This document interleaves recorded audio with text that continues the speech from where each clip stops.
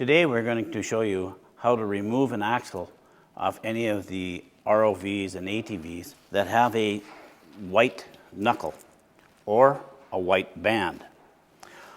And in later years now, they're going to be gray. We'll start our axle removal procedure by removing the rear wheel. This would be the same as if you were doing it on a front axle as well. Now I'm going to remove the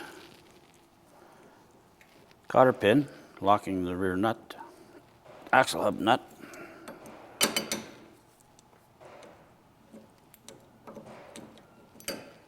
Now I'm going to remove the nut holding the hub on. I'm going to remove the brake caliper.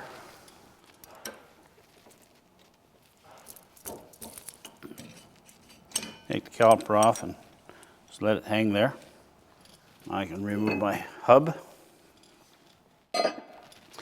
Now if I remove this nut and cap screw, I can tip this out away from my axle.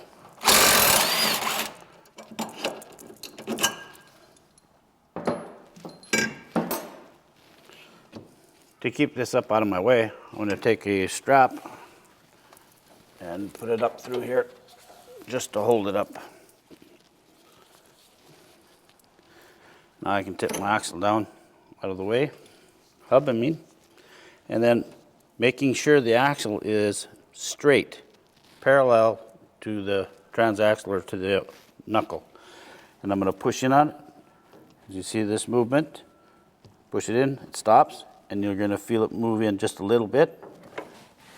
And by holding them together, I can remove the axle. For axle installation, we're going to compress the axle, and then once we feel it bottom out, we're going to push it just a little bit more, and then bring it up and slide it into position. Now that we have the axle installed, I want to take and pull on it to make sure that it's not going to pop back out of the gear case or the transaxle or differential, whichever I'm installing the axle to. So just give it a few tugs.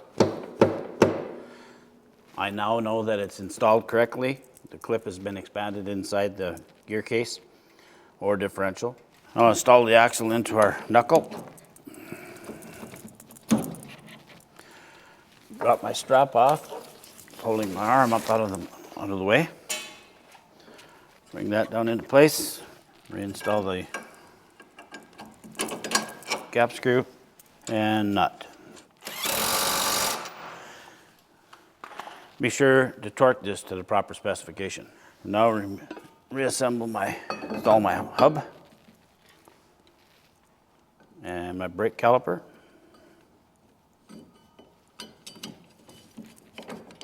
You should use new bolts with patch lock.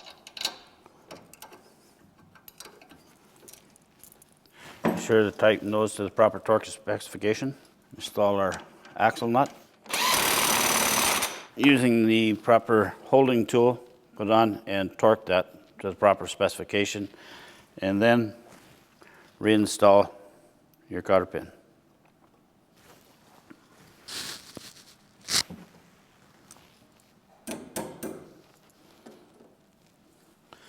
Bend that over into position to make sure it stays locked, and then reinstall your wheel and tire. And be sure to torque these to proper specification as well.